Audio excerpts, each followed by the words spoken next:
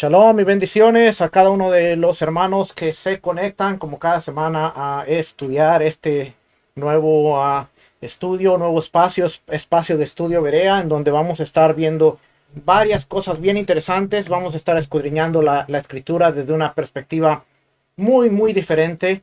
Muchos de nosotros a veces tenemos problemas cuando venimos a empezar a caminar en lo que es la Torá, los principios establecidos por Dios.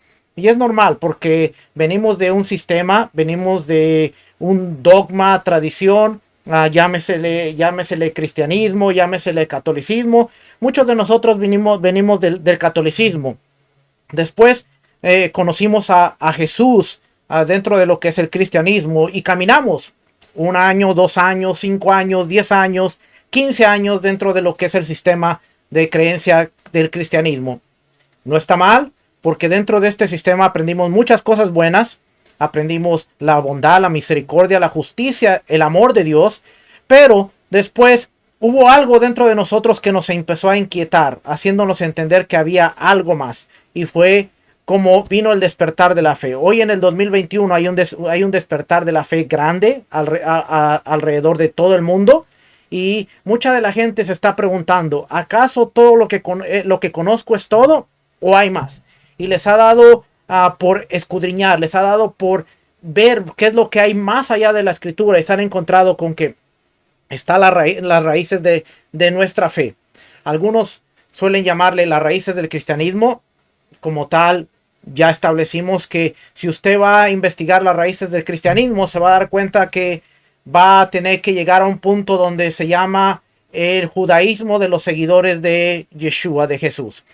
Pedro, Juan, Jacobo, Felipe, todos ellos eran judíos y tenían establecido el sistema de valores dentro de la Torá. Ahora, hemos establecido ya que hoy en día está lo que se conoce como el judaísmo, como religión, pero está lo que se conoce como el judaísmo bíblico.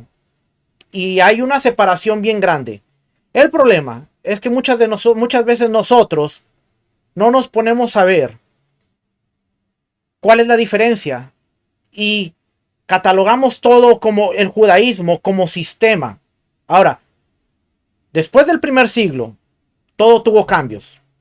Los seguidores de Yeshua como grupo se les denominaba la secta de los nazarenos o la secta de los del camino. Ellos eran judíos, seguían el judaísmo establecido en la Biblia, el Shabbat, las fiestas, la comida y lo que se había establecido dentro de la Torá. Después del primer siglo empezó a meterse mucho lo que era el helenismo. Los judíos de mente helénica, mente griega, mente romana, porque acuérdense que con Antíoco, desde la época de los macabeos, ya empezamos a ver judíos que tenían mente helénica, que habían adaptado las costumbres del mundo helénico, griego, romano, y entonces empezaban a querer mezclarlas. Esa es la guerra de los macabeos que vamos a estar viendo pronto en los próximos días para poder entender Hanukkah. Entonces, como tal, los seguidores del Mesías empiezan a ir sobre esta tendencia greco-romana. Y usted conoce la historia hasta que se funda lo que se conoce como el cristianismo, después del primer siglo. Los judíos, por el otro lado, empiezan a establecer lo que es el judaísmo rabínico. Así que el primer siglo fue fundamental para el cambio, porque de una manera se estableció lo que es el judaísmo rabínico y se estableció lo que es el cristianismo, y los dos empezaron a separar de lo que era los mandamientos de la Biblia. ¿Por qué le estoy diciendo esto? Porque cuando nosotros vamos a ver, nos vamos a dar cuenta que nuestro Mesías, el Mesías Redentor, Jesús, como usted le conoce, Yeshua, Jesús el Cristo, Yeshua HaMashiach, nuestro Mesías, él seguía las leyes establecidas en la Torá. Y de alguna manera el judaísmo de nuestro Mesías no es como el judaísmo de hoy en día. Y hoy en día podemos ver que el judaísmo tiene muchas ramas. Podemos ver el judaísmo ortodoxo, el judaísmo ultra ortodoxo, el judaísmo hasídico, el judaísmo sefardí, el judaísmo, se me olvidó el otro, askenazi. Y podemos ir viendo diferentes ramas del judaísmo que practican aparentemente la misma cosa, pero de diferente perspectiva. Y a veces cuando nosotros entramos, le estoy diciendo esto a modo de introducción, porque a veces cuando nosotros entramos, nos volvemos locos. Ahora, a través de estos estudios, vamos a ver, la semana pasada vimos que dentro de la Torá, y déjeme se lo pongo por aquí, a ver si aparece por aquí. Aquí en la pantalla usted ve Deuteronomio capítulo 6. La semana pasada vimos que Moisés le está hablando al pueblo y le dice, estos pues son los mandamientos, estatutos y decretos que Adonai vuestro Dios mandó que os enseñase para que los pongáis por obra en la tierra a la cual pasáis vosotros para tomarla. Establecimos la semana pasada que dentro de la Torá está lo que se conoce como mandamientos, estatutos y decretos. No son lo mismo, son diferentes. Y cada una tiene un nivel de observancia, cada una tiene una legislación, cada una tiene una función. Y muchas veces esa legislación no se puede cambiar. Y ese es el problema, que a veces no entendemos y queremos ver la Torá como todo igual. Pero no, tenemos que entender la diferencia de lo que son mandamientos, estatutos y decretos. ¿Ok? Una vez que nosotros entendamos esta diferencia, se nos va a hacer fácil poder tomar la lista de los... Y no la saqué, pero déjeme ver si la saco por aquí rápido.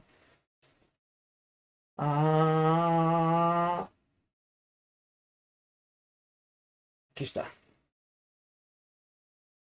Una vez que entendamos la diferencia de lo que es mandamientos, estatutos y decretos, vamos a poder tomar esta lista que tiene los 613 mandamientos y vamos a poder ver cómo aplica a nosotros, de la manera que aplica a nosotros y cómo podemos observarla. ¿Por qué? Porque dentro de lo que es el mundo hoy, del mundo de las raíces hebreas, encontramos caos, encontramos desorden. ¿Por qué? Porque creemos que nosotros podemos establecer cuándo empieza el mes, de acuerdo a las lunas. Podemos establecer cómo celebrar las fiestas. Podemos establecer cómo observar los mandamientos. Pero nos vamos a dar cuenta que dentro de la categoría de mandamiento, estatuto y decreto, los más importantes son los estatutos que vienen de la palabra juká o los jukim. Esos estatutos son los establecidos por Dios, que no se pueden cambiar, no se pueden hacer de diferente manera, porque es una orden establecida de un superior, del rey, y cambiarla es afrentar la autoridad del rey. Por eso es importante, porque a veces decimos, no, la Torá tiene los 613 mandamientos, pero ¿bajo qué categoría están los mandamientos, los estatutos y los decretos? Y por eso es importante que nosotros entendamos estas cosas. Mire, si queremos ser efectivos en la observancia de la Torá, tenemos que ver que, por ejemplo, la palabra, le enseñé, la palabra mandamiento viene del hebreo misbah, y aquí dice mandato, indicación autoritativa o instrucción para hacer algo en forma oral o escrita. Aquí ya cambia la cosa, porque aquí estamos viendo que dice forma oral o escrita. Después, estatutos. Viene de la palabra jukim o juk. Un reglamento. Una regla autoritaria. Una regla autoritaria. Tiene una autoridad. Y decretos, que viene de la palabra mishpatim, mishpat, que es una costumbre, una práctica tradicional, aceptada o habitual.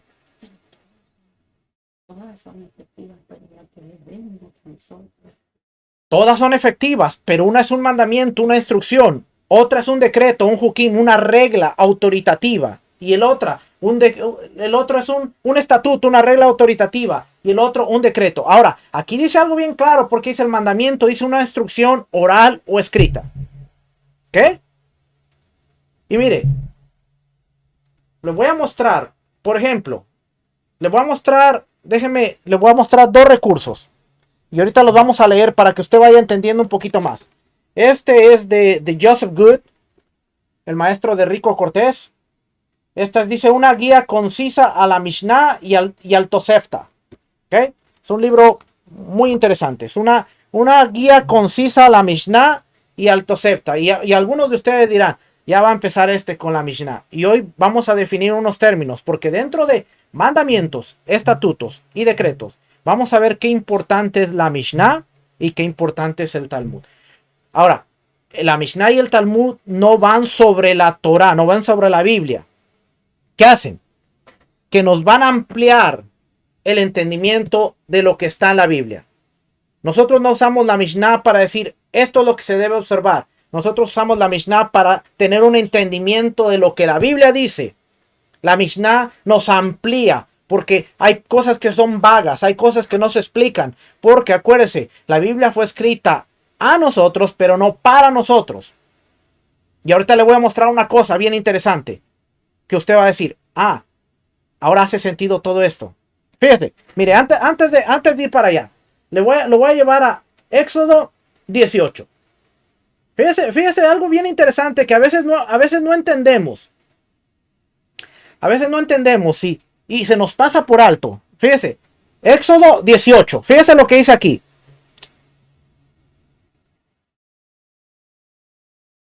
Ups, ok. No, me cambió la pantalla aquí en el video y se puso bien negra. Éxodo 18, fíjese lo que dice. Oyó Yetro. Acuérdese, los mandamientos son dados hasta el capítulo 20. Ya que aquí la Torah todavía no ha sido dada. ¿Ok? Ponga atención, porque si nosotros vemos capítulo 20 del libro de Éxodo, capítulo 20, nos dice aquí, y habló Adonai todas estas palabras diciendo, yo soy Adonai tu Dios, que te saqué de la tierra de Egipto, de casa de servidumbre. Y aquí empezamos a ver lo que se conoce como los 10 mandamientos, las 10 palabras, los 10 enunciados. Aquí es donde empieza la Torah. Pero yo le voy a leer del capítulo 18. Espero que regrese. 18. Todavía no está la Torah en las tablas de piedra. ¿Ok? Ponga atención porque esto es importante. Todavía no está. Pero ¿qué encontramos aquí? Encontramos que... otra vez. Ok. Que me estoy equivocando aquí en el pulpo no está funcionando, pero dice aquí, capítulo 18.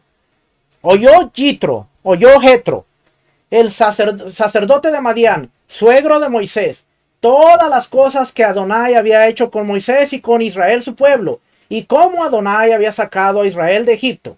Y tomó Jetro su suegro de Moisés, a Séfora, la mujer de Moisés, después que la envió, y a sus 2 hijos. El uno se llamaba Gersón, porque dijo, forastero he sido en tierra ajena, y el otro se llamaba Eliezer, porque dijo, el Dios de mi padre me ayudó y me libró de la espada de Faraón.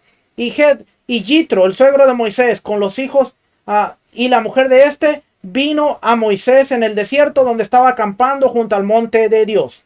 Y dijo a Moisés, yo, tu suegro, Jitro, vengo a ti con tu mujer y con sus dos hijos con ella. Y Moisés salió a recibir a su suegro y se inclinó y lo besó. Y se preguntaron el uno al otro cómo estaban y vinieron a la tienda. ¿Ok? Vamos a brincar esa parte porque después vienen los saludos y viene la declaración de Jitro que dice bendito sea el Dios que los libró. Ahora, fíjese, en el versículo 3 encontramos algo bien interesante. Porque dice, aconteció que al día siguiente se sentó Moisés a juzgar al pueblo. Y el pueblo estaba delante de Moisés desde la mañana hasta la tarde. Viendo el suegro de Moisés todo lo que él hacía con el pueblo, dijo, ¿qué es esto que haces tú con el pueblo? ¿Por qué te sientas tú solo? Y todo el pueblo está delante de ti desde la mañana hasta la tarde. Oiga la respuesta de Moisés. Y Moisés respondió a su suegro, porque el pueblo viene a mí para consultar a Dios. Qué interesante, dice, porque el pueblo viene a mí para consultar a Dios. Cuando tienen asuntos, vienen a mí. Y yo juzgo entre el uno y el otro. Y declaro las ordenanzas. Ahora, cuando vemos aquí la palabra ordenanza. Declaro las ordenanzas de Dios y sus leyes. La palabra ordenanza es juk, de jukim, reglamento, una regla autoritaria. Ahora, yo le pregunto, si la Torah todavía no había sido dada, Entonces, ¿qué reglamentos, qué ordenanzas estaba dando Moisés delante del pueblo? Porque dice, el pueblo viene a consultar a Dios y yo le declaro las ordenanzas, yo les enseño las ordenanzas. ¿Verdad que no lo había pensado así? Y estamos en el capítulo 18, todavía no se nos entrega la Torá en el Sinaí, pero vemos claramente que aquí dice, yo le declaro las ordenanzas, y la palabra ordenanza aquí está, aquí, por eso se lo puse aquí abajo, porque dice ordenanza, reglamento, aquí está, mire, reglamento, una regla autoritaria, las ordenanzas de Dios y sus leyes. Y aquí la palabra leyes es Torá, enseñanza. Lo que está haciendo Moisés dice, cuando tienen asuntos, vienen a mí, yo juzgo, soy un juez entre el uno y el otro, pero no solo juzgo, sino que declaro las ordenanzas, los hukim, los decretos de Dios y sus leyes. Entonces el suegro de Moisés le dijo, no está bien lo que haces, desfallecerá del todo, desfallecerás del todo tú y también este pueblo que está contigo, porque el trabajo es demasiado pesado para ti. No podrás hacerlo tú solo. Oye ahora mi voz. Yo te aconsejaré y Dios estará contigo. Está tú por el pueblo delante de Dios y somete tú los asuntos a Dios. Y enseña a ellos las ordenanzas y las leyes. Y muéstrales el camino. Por eso a los discípulos del primer siglo, los discípulos de Yeshua se les llamaba los del camino.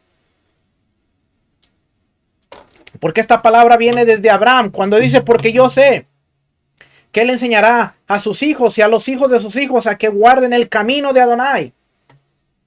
Y muéstrales el camino por donde deben andar y lo que deben de hacer.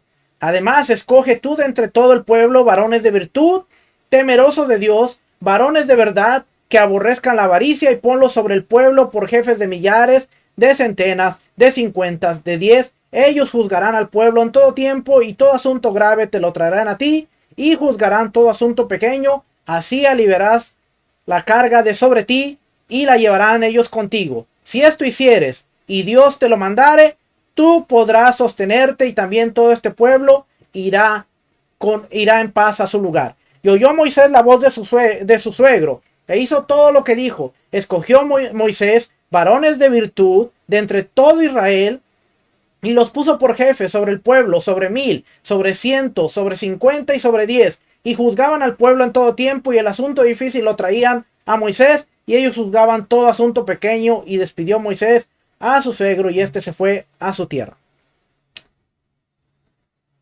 Fíjense qué interesante porque estamos viendo aquí que dice que les enseñaba las ordenanzas y ya vimos que la palabra ordenanza es hukim, de huk, la palabra huk.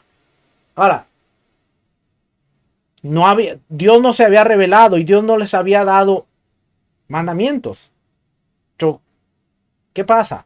Entonces, que nosotros hemos entendido que esta es la palabra de Dios.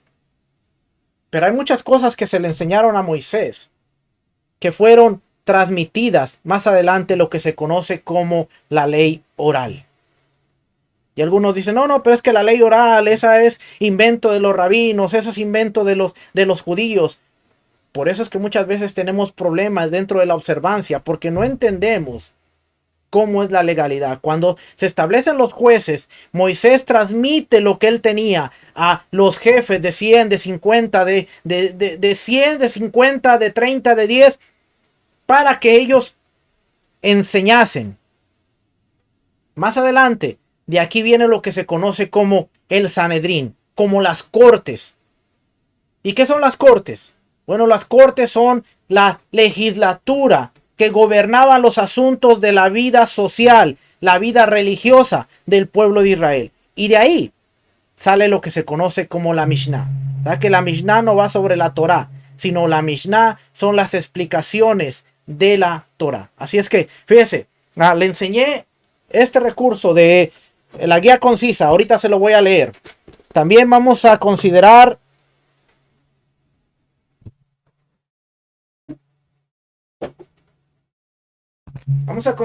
este. Este se llama el Mishneh Torah. Es una explicación de la Torá. Este es de Rambam, de Maimónides. Este es el libro del conocimiento. Y en este libro del conocimiento, ahorita le voy a enseñar algo interesante. Y está lo que se conoce como el Pirkei Avot, la ética de nuestros padres. Y en el Pirkei Avot dice algo bien interesante. ¿Por qué?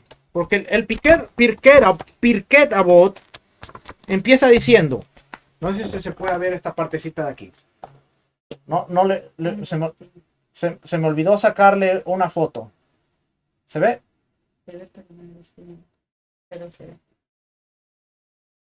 Dice, Moisés recibió toda la Torá, tanto la Torá escrita como la Torá oral, de Hashem en el monte Sinaí. Luego la transmitió enseñándosela a Josué, a Yehoshua, quien se convirtió en el líder del pueblo judío luego de la muerte de Moisés.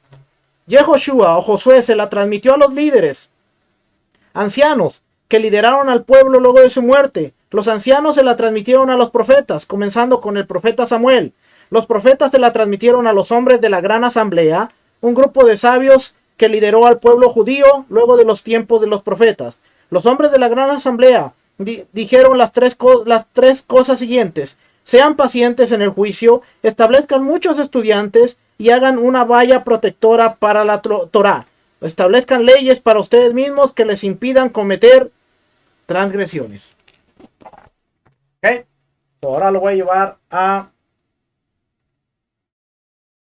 Lo voy a llevar aquí a la... Por cierto, si nosotros vamos a... Antes de avanzar, si nosotros vamos al capítulo...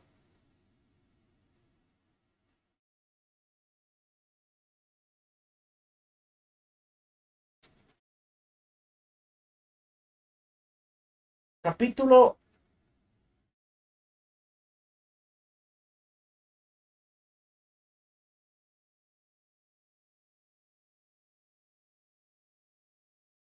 Capítulo 17. Capítulo 17 de Deuteronomio. Fíjese lo que dice aquí. Capítulo 17, versículo 8.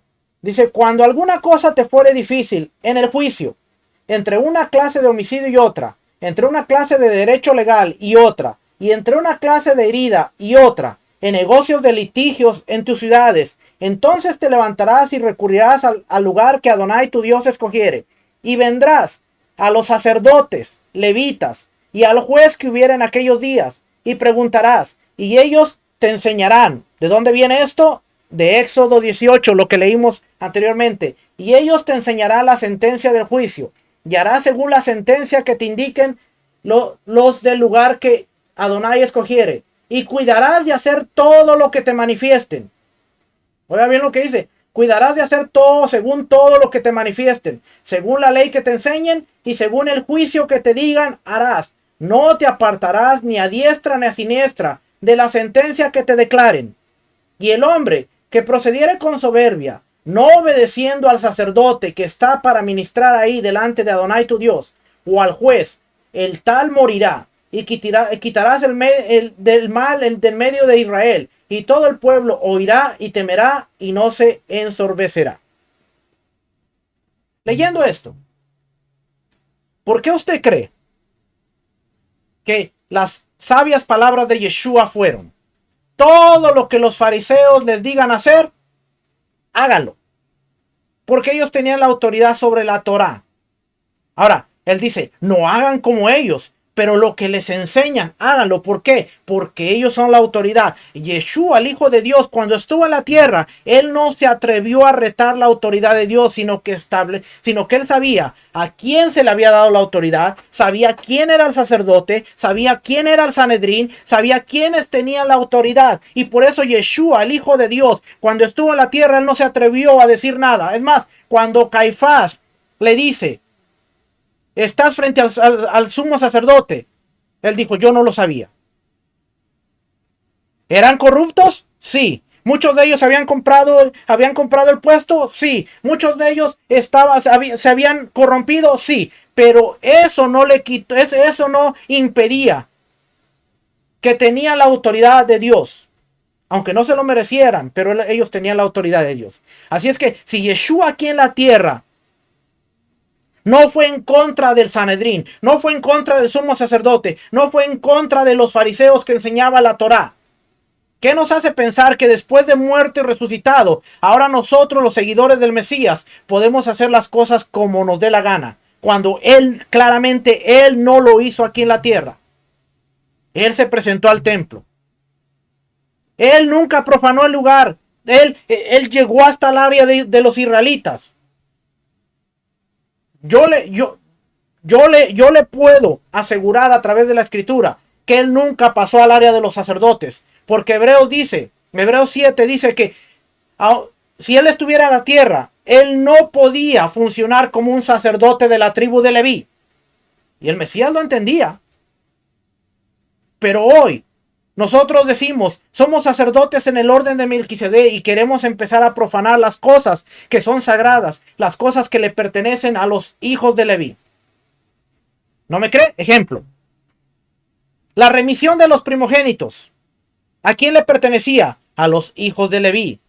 Al no haber templo y a no haber sacerdocio, no podemos estar pidiendo la remisión de un primogénito. Pero hoy dentro de las raíces hebreas se está pidiendo la remisión del primogénito, cuando claramente no lo podemos hacer. Ahora, podemos hacer algo conmemorativo y el que tiene el bebé, el primogénito, puede decir yo quiero dar una ofrenda conmemorativa porque la Biblia lo enseña y yo de mi corazón lo quiero hacer. Se puede hacer. Pero el decir, la Biblia dice que hay que redimir al primogénito y el que está enseñando la Torá le pertenece la remisión del primogénito y ahora usted tráigalo, no se puede hacer.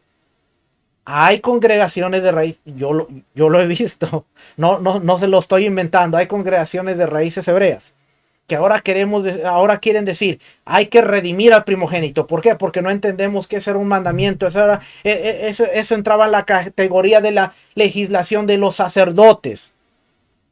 ¿Ve por qué es fácil? ¿Ve por qué es importante aprender todas estas cosas? Porque si alguien viene y me dice, hay que redimir el primogénito, y yo entiendo la diferencia, yo digo, espérame, eso es la legislación de un sacerdote, hijo de Leví. No lo podemos hacer y no lo debemos hacer. Si entendiéramos estas cosas, se nos haría más fácil la observancia de las cosas. ¿Por qué? ¿Quién declaraba las lunas nuevas? El Sanedrín. ¿Quién declaraba las lunas nuevas en el tiempo de Yeshua? El Sanedrín. ¿Hay algún escrito que diga que Yeshua se metió y dijo, hoy vamos a hacer algo diferente porque el reino de Dios ha llegado? No.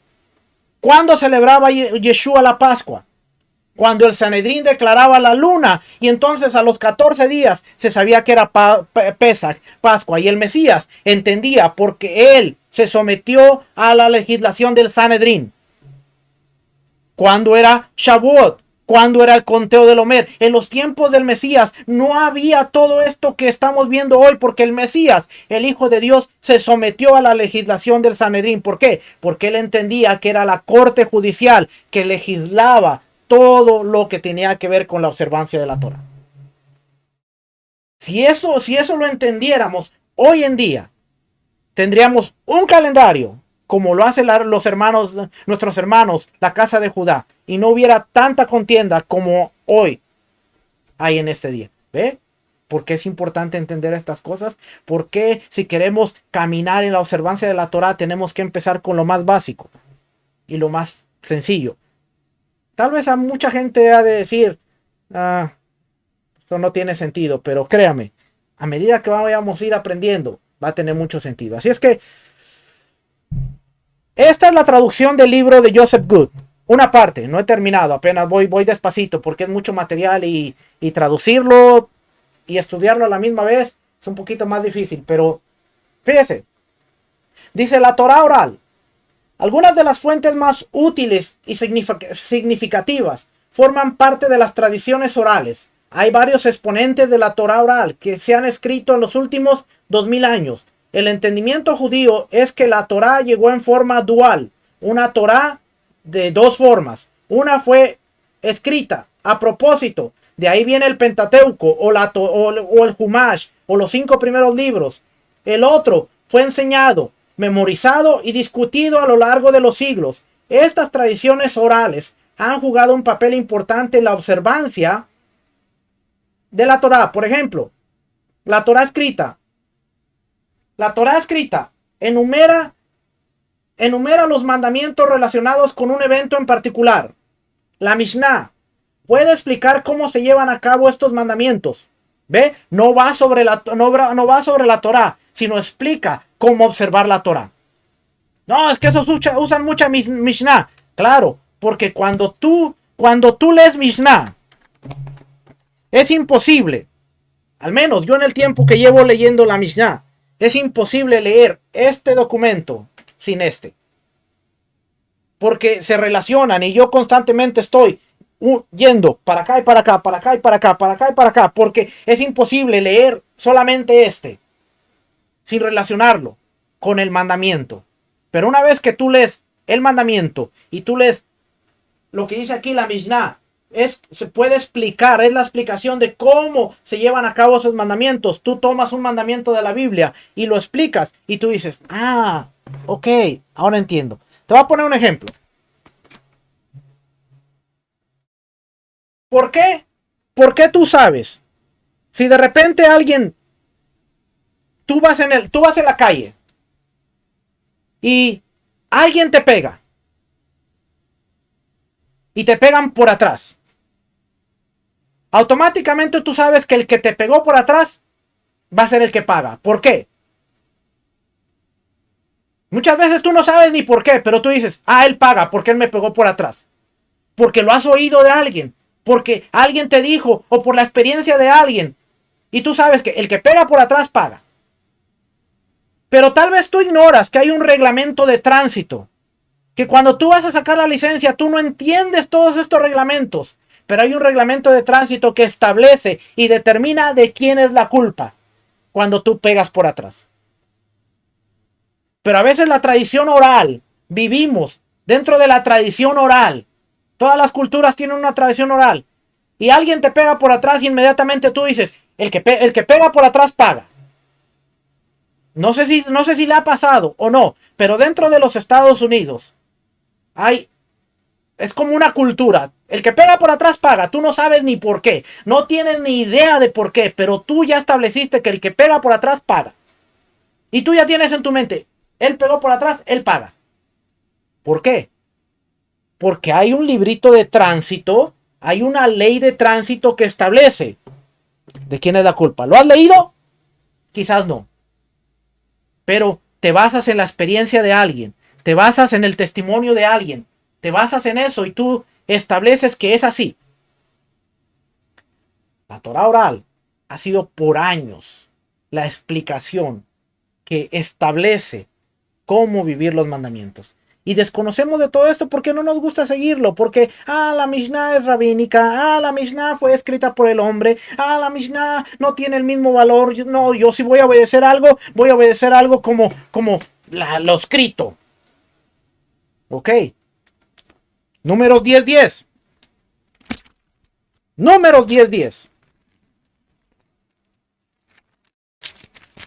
Números 10:10 dice: Adonai habló a Moisés diciendo: Hazte 2 trompetas de plata, las de obra de martillo harás, las cuales te servirán para convocar la congregación y para hacer saber los campamentos.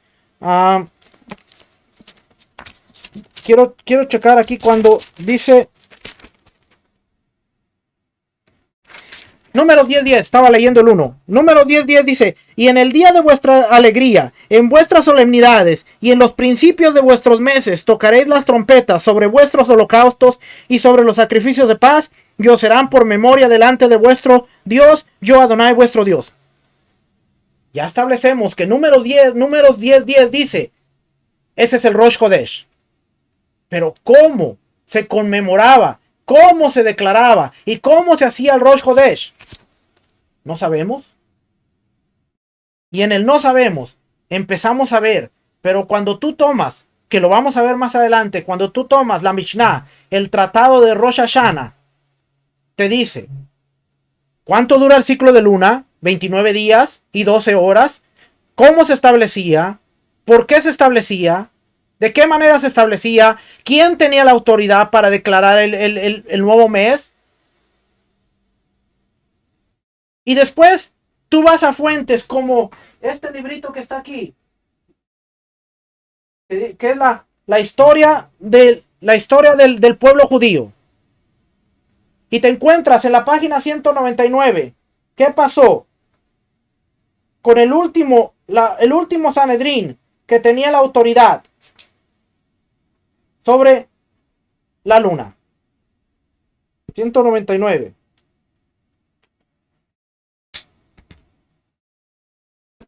El último Sanedrín que tenía la autoridad sobre la luna.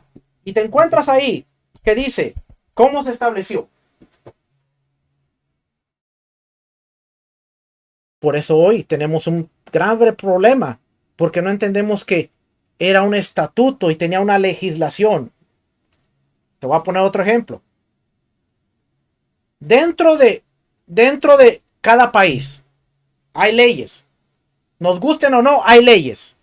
Y hay una legislación y hay una cámara de representantes, hay una cámara de senadores que ellos votan para establecer las leyes. Hay una ley, no se va a ofender, ¿ok? Pero la tengo que poner. Hay una ley que permite a las personas del mismo sexo casarse. Y a muchos quizás no les gusta esa ley. Muchos dicen, esa ley no es correcta, no es buena. Pero ¿quién la puede cambiar? Porque hubo una legislación que pasó el voto, se convirtió en ley y ahora cada estado tiene que cumplir esa ley, te guste o no te guste. Y hay estados en donde te puedes meter en problemas si tú no quieres seguir esa ley. Si tú no quieres cocinar un pastel, si tú no quieres hornear un pastel, si tú no quieres hacer un arreglo de flores, si tú no quieres hacer una ceremonia para las personas del mismo sexo y las personas van y te meten una demanda porque es una ley. Y tú puedes decir, a mí no me gusta la ley, yo no estoy de acuerdo con la ley, no representa mis valores, pero es una ley, no la puedes cambiar. No puedes hacer nada. Puedes gritar, patalear, puedes hacer lo que quieras, pero no la puedes cambiar.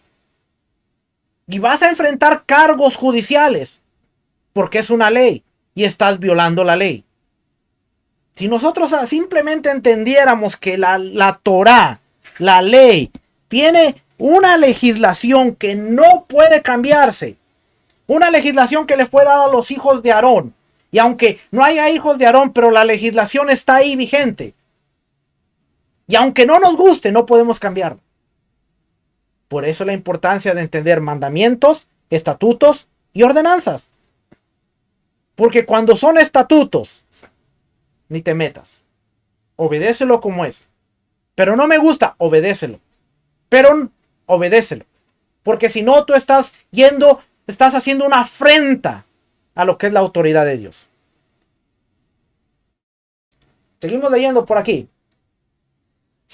Dice aquí, la Mishnah puede explicar cómo se llevan a cabo estos mandamientos. El Midrash podría explicar por qué tuvo lugar cierto giro de los acontecimientos. Y el Talmud presenta la éplica de todas las áreas anteriores.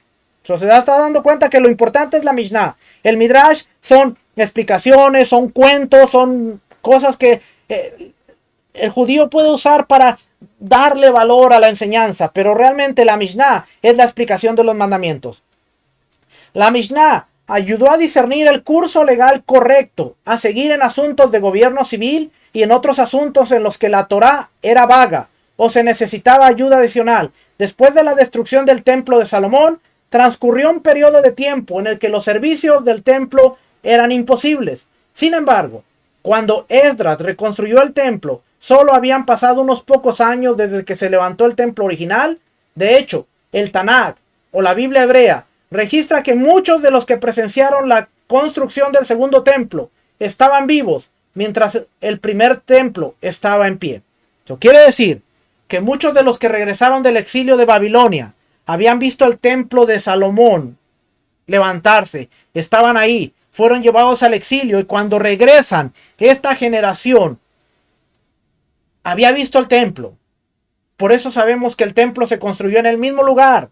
El altar estaba en el mismo lugar, porque muchos sacerdotes regresaron de los que sabían, los que estaban cuando el primer templo era levantado. ¿Sabéis que ellos regresaron? Y aquí da la referencia Ageo, por ejemplo, Ageo 2, 3 y 4, nos dice ahí, el libro de Ageo, capítulo 2, 3 y 4, si usted lee Ageo se va a encontrar que muchos de los que fueron al exilio regresaron vivos cuando se levantó el segundo templo. Después de que Esdras y Nehemías regresaron para restaurar el templo y los muros de Jerusalén, los servicios del templo pronto reaparecieron. La generación que había visto destruido el templo de Salomón vivió para ver los servicios del templo restaurados. A lo largo del periodo del segundo templo, la difícil situación del pueblo judío fue uno de los muchos cambios desde la época de la monarquía de Judá. Por primera vez, había una comunidad más grande fuera de la tierra que dentro. Estaban en Babilonia, estaban en Persia, había una dispersión grande.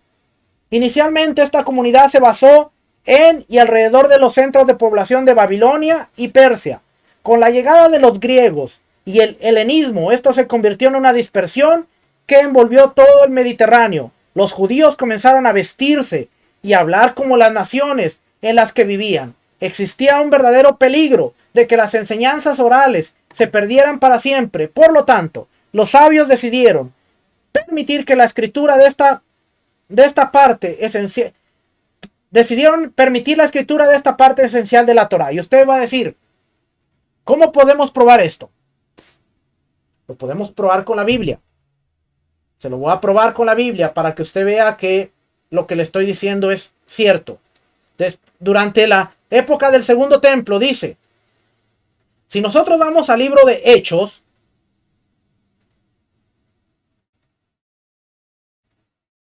nos vamos a encontrar, libro de Hechos capítulo 2, nos vamos a encontrar que dice, cuando llegó el día de Pentecostés estaban todos unánimes juntos y de repente vino del cielo un estruendo como un viento recio que soplaba, el cual llenó toda la casa donde estaban sentados. Y se le aparecieron lenguas repartidas como de fuego y asentándose sobre cada uno de ellos. Y fueron todos llenos del Espíritu Santo y comenzaron a hablar en otras lenguas según el Espíritu les daba que hablasen. Esto no era el ki avanza, Rambo saca la bazooka, ¿ok? Vamos a explicar ahí. Porque dice el versículo 5, moraban entonces en Jerusalén judíos, oiga, judíos, varones piadosos de todas las naciones bajo el cielo. Y hecho este estruendo se juntó la multitud y estaban confusos, porque cada uno les oía hablar en su propia lengua. Y estaban atónitos. ¿Cuáles eran las lenguas? La propia lengua de los que estaban ahí. La Biblia se explica solita. Les oían hablar de su propia lengua y estaban atónitos y maravillados diciendo, mirad, ¿no son galileos todos estos que hablan? ¿Cómo pues les oímos nosotros hablar cada uno en nuestra lengua en la que hemos nacido? Partos, medos, elamitas y los que habitamos en Mesopotamia, en Judea, en Capadocia, aquí están las partes de Babilonia y Persia. ¿Ve cómo estaban ahí? Pero aquí se expande porque dice partos, medos, elamitas y los que habitamos en Mesopotamia, en Judea, en Capadocia, en el Ponto y en Asia, en Frigia, en Panfilia, en Egipto y en las regiones de África, más allá de Cirene, romanos aquí residentes, tanto judíos como prosélitos, cretenses y árabes, les oímos hablar en nuestra lengua las maravillas de Dios. Cuando tomamos un versículo y no lo vemos en su contexto, decimos las lenguas del Espíritu Santo, mira, repite, pero cuando leemos en el contexto nos vamos a dar cuenta que lo que los discípulos estaban hablando era un lenguaje parto, un lenguaje medo, un lenguaje de egipcio, de Frigia, de Panfilia, de Asia, elamita. Eso era lo que estaban hablando. De repente los discípulos, sin salir de Judea, sin salir de Galilea, empezaron a hablar en parto, en medo, en capadocio, de todos los lenguajes de las regiones donde los judíos estaban ahí. Ahora, ¿por qué le digo esto? Porque si nosotros vamos después al capítulo 6, vamos al capítulo 6, vamos a ver que Hechos capítulo 6 dice, en aquellos días, como creciera el número de los discípulos, hubo murmuración de los griegos. Ahora, Hay que tener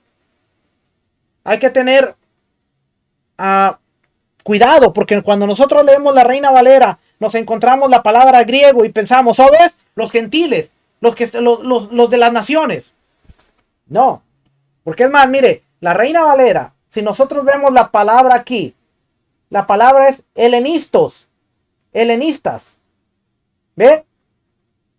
Ahora, si nosotros abrimos la versión, ¿qué le parece? La nueva versión internacional. Es medio malita, pero vamos a hablar. Fíjese lo que nos dice la nueva versión internacional. En aquellos días, al aumentar el número de los discípulos, se quejaron los judíos de habla griega. Ah, no eran griegos, ¿verdad? Esta versión nos expande y nos dice, eran judíos de habla griega contra los de habla aramea. El pleito no eran los griegos contra los judíos, no eran los gentiles contra los judíos, eran judíos que se habían crecido en Judea, como los judíos que se habían crecido en el ambiente greco, romano, helenista. La Biblia de Jerusalén, que es la Biblia católica. La Biblia católica nos dice, déjeme abro el libro de los Hechos. ¿Dónde está el libro de los Hechos? Hechos de los Apóstoles, aquí está.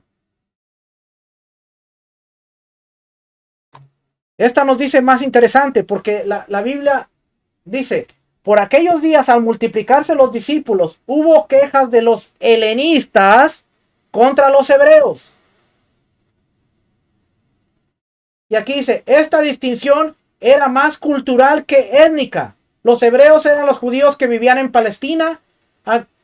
Los helenistas habían vivido en el extranjero y leían la Biblia en griego. Aquí recibe una organización propia y más tarde toma la iniciativa de las misiones. ¿Cuál Biblia leían? La Septuaginta. Acuérdense que el Tanakh, la Biblia hebrea, fue traducida al griego y fue conocida como la Septuaginta, la Biblia en griego. Y muchos de los judíos que vivían en Babilonia, en Persia y en todas las otras naciones ellos hablaban griego. Empezaron a leer la Biblia en griego, pero tenían no solamente el lenguaje, sino la mentalidad la tenían griega. ¿Cuántos leemos la Biblia y a veces no entendemos estos detalles? Pero estos detalles que son importantes porque ahora nos ponen en el contexto cultural y podemos entender, no eran los judíos, no eran los griegos, no eran los gentiles, porque el primer gentil que entra está hasta el capítulo 10.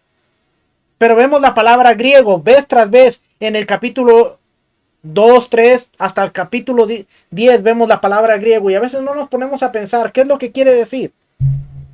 Ahora ya entendemos un poquito más lo que estamos leyendo aquí, cuando dice que a lo largo del periodo del segundo templo, la comunidad que vivía en Babilonia y en Persia,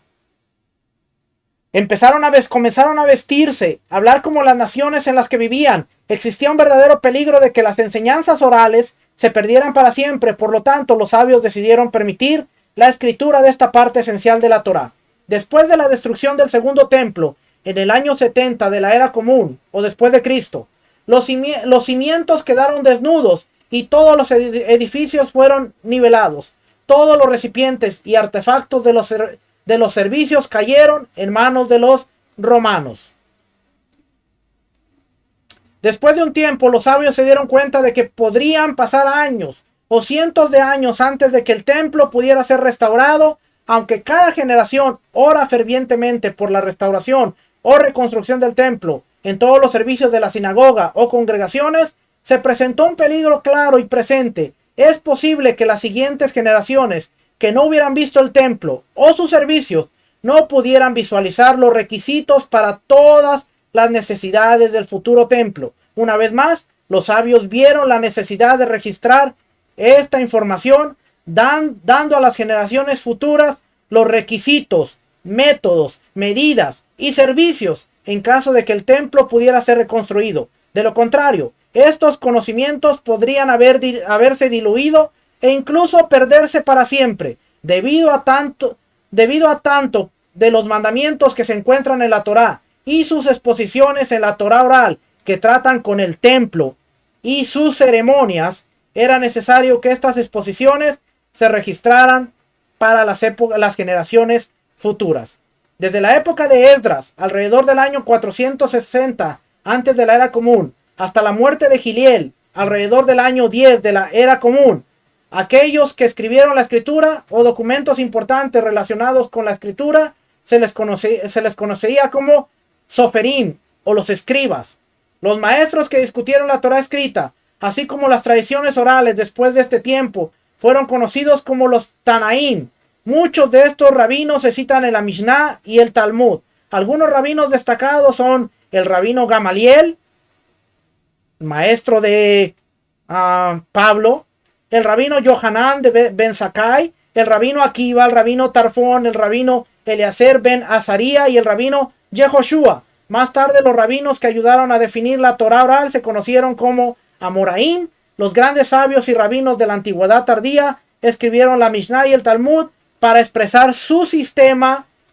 Oiga, ¿por qué escribieron la Mishnah y el Talmud? Para expresar su sistema, sus creencias, su forma de vida y su visión del mundo. Estos grandes sabios ayudaron a moldear todas las esferas de la vida social y religiosa entre los judíos e influyeron enormemente en la comprensión del pasado, las esperanzas y los objetivos de la raza judía. Florecieron desde el conocimiento del periodo del Segundo Templo hasta la conquista árabe del Oriente en el siglo VII después de la era común. A los sabios también se les llama la Torá viviente. Por eso la gente no tenía problemas en que Yeshua se llamara la Torá. Halajá, tal vez usted ha escuchado este término, la halajá. Es una palabra que llega a denotar ley, pero en realidad proviene de la palabra hebrea holek, que significa caminar. Por lo tanto, halajá significa cómo uno camina. Es una parte de la literatura judía que se deriva especialmente del periodo, dice aquí periódico, del periodo talmúdico y periodos posteriores. Se ocupa del derecho religioso, ético, civil y penal. Halajá se define en algunas fuentes como todo lo que no es Hagadá. En el sentido más estricto puede significar la formulación abstracta de la ley judía, a diferencia del Midrash, que siempre se presenta junto con el versículo bíblico del que se deriva. Ok. Faltan 5 minutos. Le voy a enseñar. Por último, le voy a enseñar esta parte.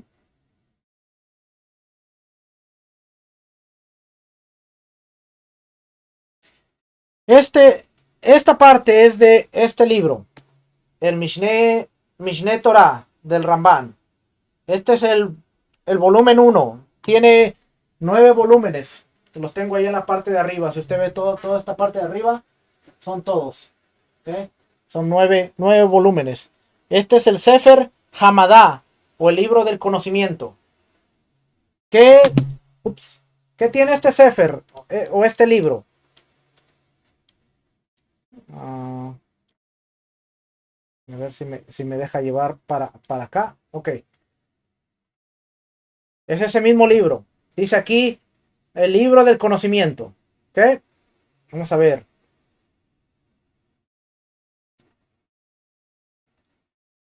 Libro del conocimiento. Y dice aquí la introducción, preceptos positivos y preceptos negativos, prohibiciones. ¿Ve? Si vamos aquí a preceptos positivos, aquí nos empieza a decir cuáles son los preceptos, cuáles son los mandamientos positivos.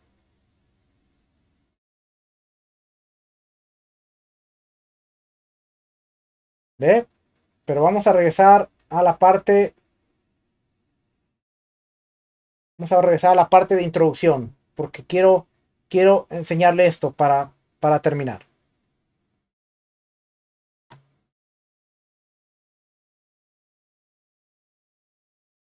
Ok, esta es la introducción. Dice, todos los preceptos que le fueron entregados de lo alto a Moisés en el Sinaí fueron transmitidos con sus explicaciones, como expone: te entregaré las tablas de piedra, la Torá y los preceptos. Éxodo 24:12. Si usted busca este pasaje, Éxodo 24:12, vamos a darnos cuenta que Éxodo 24:12 dice, efectivamente dice, entonces Adonai le dijo a Moisés, sube a mí al monte y espera ahí, y te daré las tablas de piedra, y la ley, y los mandamientos que he escrito para enseñarles. Y aquí la palabra mandamientos son misbos, ley, los reglamentos. Está como Torah, pero aquí abajo dice reglamento. Vamos a ver cómo dice la palabra en la Biblia en inglés. 24:12. Las tablets of stone and the law and the commandments. Law, pero dice aquí reglamento. Una regla autoritativa, como lo mismo que la palabra juká. ¿Se acuerda? ¿Se acuerda que la palabra reglamento en Deuteronomio 6? La palabra de Deuteronomio 6, la palabra estatuto es reglamento. ¿Ve? Aquí dice estatuto. Entonces, cuando nosotros vamos a Génesis a Éxodo 24, vamos a ver que aunque dice aquí las tablas de piedra y la ley, pero la palabra ley dice aquí abajo reglamento y utiliza el mismo sustantivo, una regla autoritativa. Bien interesante eso. ¿Okay? Entonces dice aquí, ya le enseñé que eso dice el versículo. La Torá es la Torá escrita y los preceptos son sus explicaciones. Hashem nos ordenó a cumplir con la Torá de acuerdo a los preceptos. Estos preceptos son los que se denomina la Torá oral, es decir, la tradición transmitida desde lo alto a Moshe y luego de generación en generación.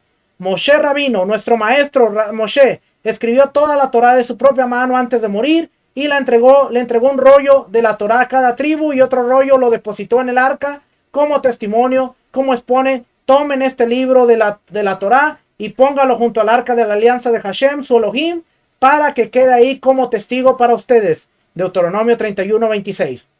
Pero el precepto, es decir, la explicación de la Torá, Moshe Rabino no lo escribió sino lo instruyó oralmente a los ancianos, a Yehoshua y a todo el resto de Israel, como expone, todo lo que yo les ordeno, eso es lo que deben hacer.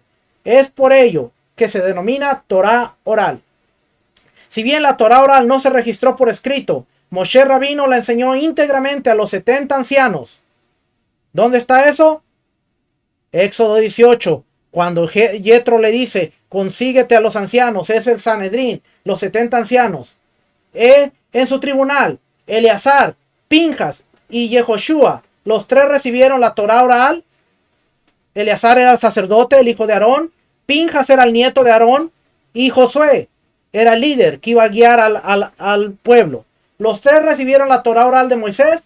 Moisés la transmitió a su discípulo Yehoshua y le ordenó que se la transmitiera a los ancianos. Y así Yehoshua transmitió la Torá oral durante todos los días de su vida.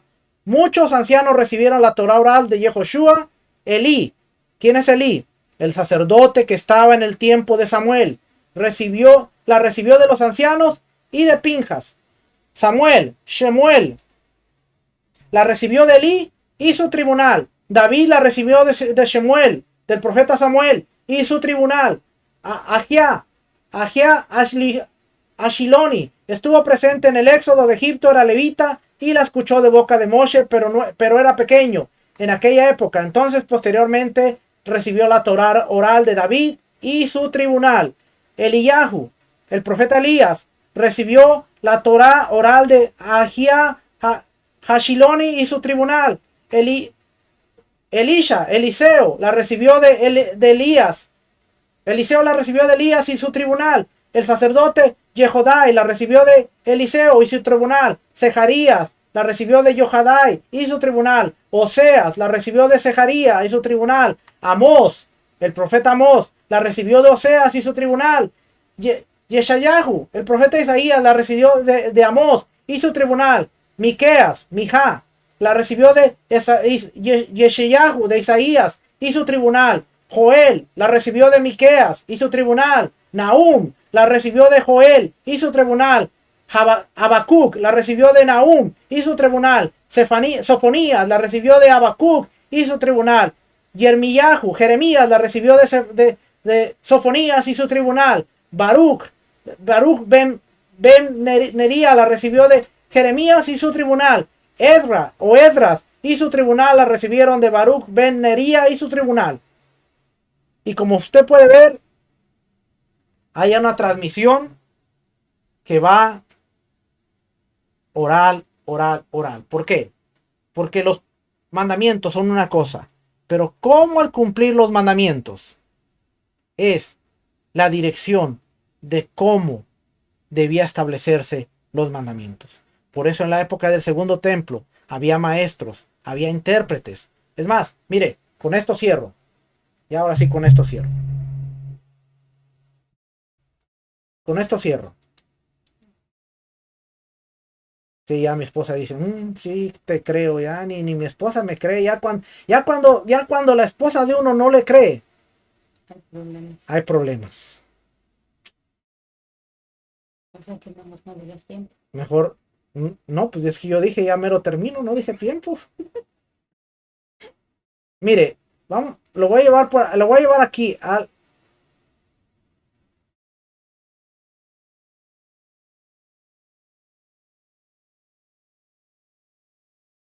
capítulo 8 de Nehemías. El pueblo regresa de Babilonia. ¿Va? El pueblo regresa de Babilonia. Entonces, fíjense lo que está sucediendo aquí.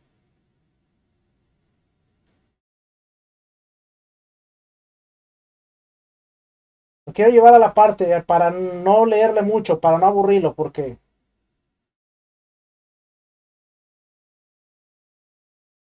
vamos a leer aquí en el capítulo 8.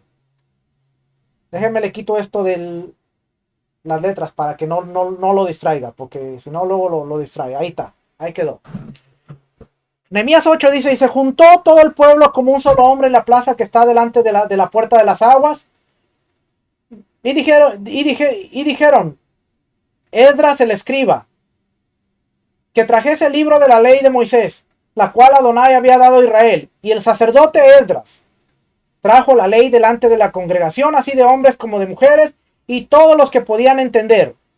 Y el primer día del mes séptimo, y leyó en él el libro delante de la plaza que está delante de la puerta de las aguas. ¿Por qué es importante esto? Porque nos da la locación exacta de dónde estaba parado.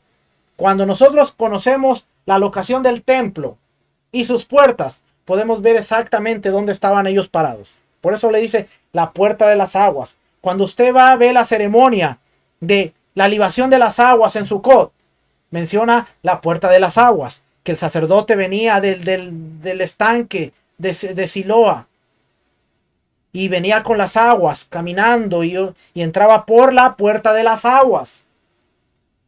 ¿Ok? Pues ese nombrecito es interesante.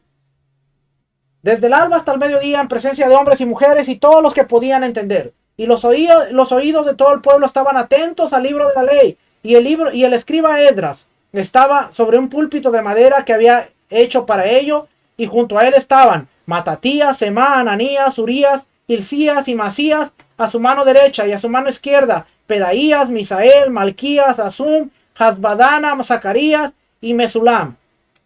Abrió pues Esdras el libro a los ojos de todo el pueblo, porque estaba más alto que todo el pueblo, y cuando lo abrió, todo el pueblo estuvo atento. Bendijo entonces Esdras a Adonai, Dios grande, y todo el pueblo respondió, amén, amén. Mucha gente se enoja cuando uno va a leer, cuando uno va a enseñar la Torá, y uno dice, bendito eres tú, Adonai, Elohim nuestro. Pero aquí vemos que Esdras hace una bendición antes de empezar a leer el libro de la Torá. No, eso es rabínico. Cuando ya los maestros de la Torá ya no oran de la manera que Mira, hermano, a veces estábamos en el sistema tradicional y no teníamos problemas de pararnos y decíamos, vamos a leer la escritura en el nombre del Padre, del Hijo y del Espíritu Santo, y todo el pueblo, amén. Y no había pastor, predicador, evangelista que no leyera la escritura, sino se paraba y decía, vamos a leerla en el nombre del Padre, del Hijo y del Espíritu Santo. Era como la bendición. Y pastor que no lo hiciera, la gente se le quedaba viendo así como medio como. Y ahora que venimos y entendemos que hay forma de bendecir la Torá, y nos paramos y decimos, Barú atá Adonai, bendito eres tú Adonai, bendito eres tú Adonai, nuestro Elohim, Rey del universo, que nos has bendecido de entre todos los pueblos. No, ese hermano ya perdió el espíritu, porque ya no. ¿Cómo está? ¿Qué dice que Esdras hizo? Una oración. Esdras bendijo entonces Esdras a Adonai, Dios grande, y todo el pueblo respondió, amén, amén. Alzando sus manos, se humillaron y adoraron a Adonai inclinados a tierra. ¿Sabe qué era eso? Baruch Shem Kevod Malchutó Leolam Vaed. Cuando usted lee la Biblia, bendito sea el reino de su gloria por siempre y por la eternidad. Cuando usted lee la Biblia que dice, se humillaron, adoraron a Adonai inclinados a tierra, la mayor parte del tiempo es que el pueblo se postraba en tierra y decía, bendito sea el nombre de su reino glorioso por la eternidad. Pero hoy, no. Déjenme terminar porque ya.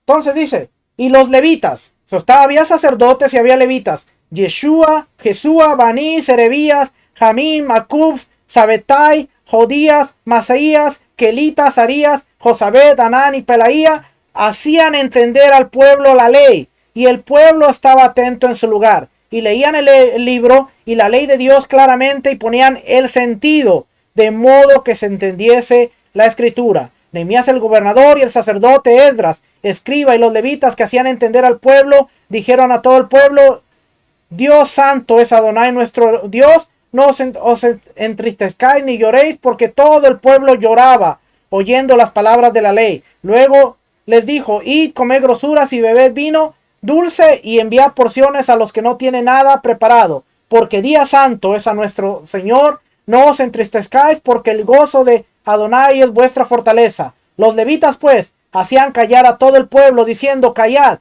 porque es día santo y no os entristezcáis. Y todo el pueblo se fue a comer y a beber y a obsequiar porciones y a gozar de grande alegría, porque habían entendido las palabras que les habían enseñado. Al día siguiente se reunieron las cabezas de las familias de todo el pueblo, sacerdotes y levitas, a Esdras, el escriba, para entender las palabras de la ley, y hallaron escrito en la ley que había de Adonai, hallaron escrito en la ley que Adonai había mandado por mano de Moisés, que habitasen los hijos de Israel en tabernáculos, en la fiesta solemne del mes séptimo, y que hiciesen saber y pasar pregón por todas las ciudades y por Jerusalén, diciendo, salid al monte y traer ramas de olivo, del olivo silvestre, de arrayán, de palmeras y todo árbol frondoso, para hacer tabernáculos como está escrito. Como está escrito. Ahora, ya no tengo el tiempo para explicarle todo esto, pero si nosotros entendemos este versículo que dice, les hacían entender la Torá, la leían. Cuando nosotros vemos el trasfondo, que muchos de ellos habían estado en Babilonia por 70 años, y muchos de ellos habían nacido y se habían asimilado, y muchos de ellos ya no entendían el hebreo como tal, sino entendían la lengua de los babilonios. Ahora cuando regresan, hay personas que están traduciendo los escritos para que puedan entenderse. Por eso ellos se sentaban y les hacían entender. Pero cuando ellos ven que en la Torá está establecido que se celebrase la fiesta de los tabernáculos al día 15, dice, ellos lo hacen como estaba establecido. ¿Dónde? En la Torá. Ellos empezaron a querer hacer todo de acuerdo a como estaba en la Torá. Muchos de nosotros estamos regresando de la dispersión, y lo que menos queremos hacer es hacer las cosas como está establecido en la Torá. sino que queremos inventar nuestros calendarios, queremos inventar nuestras fiestas, queremos inventar nuestras liturgias, queremos inventar nuestro modo de observancia. Y la Torá es bien clara y dice: les di ordenanzas, estatutos y mandamientos para que se los enseñase, dijo Moisés al pueblo. ¿Qué tenemos que hacer? Entender la legislación, entender la legalidad de la Torá, entender que unos son mandamientos, unos son estatutos y unos son decretos. Pero nuestro trabajo es ir escudriñando poco a poco. Y cuando entremos al Shabbat, vamos a darnos cuenta que unos son mandamientos, unos son estatutos y unos son decretos. Y vamos a poder ir observando de manera más efectiva y más eficaz. Y nuestro caminar va a ser más efectivo. Así es que yo le animo a que nos acompañe cada semana en este espacio de estudio Berea, para que podamos estudiar, podamos comprobar, podamos corroborar cómo ser efectivos en la observancia de nuestro Rey. Acuérdense, Mishneh Torah de Ramban es un material muy simple, muy sencillo. La guía concisa, este está en inglés. No sé si Joseph Good lo tenga en español, pero la próxima semana vamos a estar viendo algo más que estoy traduciendo. Y usted se va a dar cuenta. ¿Por qué? Porque muchos de los maestros que queremos enseñar de la manera correcta, citamos la Mishnah. No porque creamos más en la Mishnah que en la Biblia, sino porque la Mishnah se ha convertido en un complemento tan efectivo para ayudarnos a entender el mandamiento que está en la Biblia. No sustituimos la Biblia por la Mishnah, pero ponemos sobre la Biblia, sobre la Torá, la Mishnah, para tener un mejor entendimiento. Y de esta manera podemos entender. Por eso, hoy en día, yo no discuto, yo no peleo, sino yo me enfoco más en estudiar, en entender, en aprender. Y así me evito tantas cosas. Y dejo de decir, eso es judío, eso es rabínico, porque a veces no entendemos ni lo que es rabínico. Nos quejamos de los que nos llaman judaizantes. Es que no saben lo que es la palabra judaizante, si supieran. Y muchas veces nosotros no sabemos lo que es rabínico. Y estamos igual. Eso es rabínico, eso es el hombre, y no sabemos ni lo que es. No sabemos ni el concepto. Así es que yo le animo a seguir estudiando juntos y a seguir aprendiendo. Que el Eterno les bendiga, que el Eterno les guarde. Nos vemos la próxima semana. Shalom. Bendiciones.